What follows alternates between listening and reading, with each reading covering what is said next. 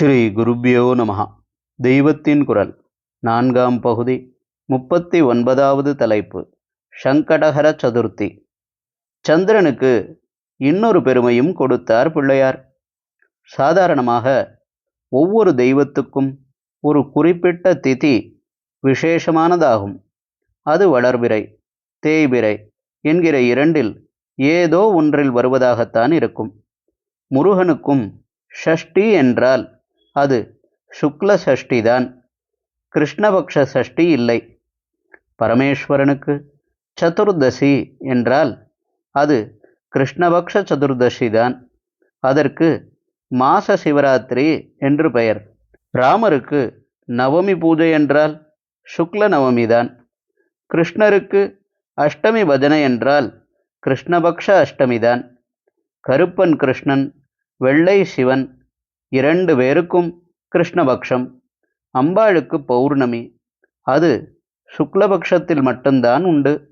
ஆனால் பிள்ளையாருக்கு மட்டும் சதுர்த்தி விசேஷம் என்றால் சுக்லபக்ஷ சதுர்த்தி, கிருஷ்ணபக்ஷ சதுர்த்தி இரண்டுமே அந்த விசேஷத்துக்கு உரியனவாக இருக்கின்றன.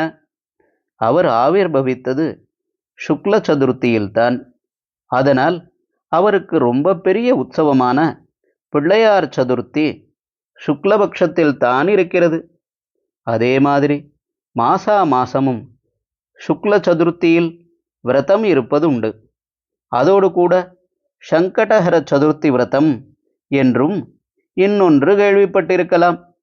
சங்கடஹர என்றால் உபத்திரவங்களை போக்குகிற என்று அர்த்தம். ஆனால் ஹர என்ற இந்த முக்கியமான வார்த்தையை விட்டுவிட்டு சங்கட சதுர்த்தி என்றே சொல்கிறார்கள். இதுவும் விக்னேஸ்வரருக்கு வேண்டுதலாக இருக்கும் விரதம்தான். இது சுக்ல சதுர்த்தி அல்ல, கிருஷ்ணபக்ஷ சதுர்த்தியே ஆகும். இந்த சங்கடஹர சதுர்த்தியை பிள்ளையாரே தான் ஏற்படுத்தி கொண்டார்.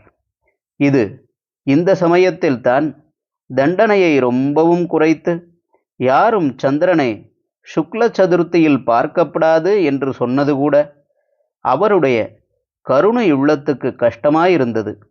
அதனால் அதை காம்பன்சேட் செய்கிறதாக கிருஷ்ணபக்ஷ சதுர்த்தியில் அவனை எல்லாரும் கொஞ்சம் பகுமானிக்கும்படி பண்ண வேண்டுமென்று நினைத்து சொன்னார்.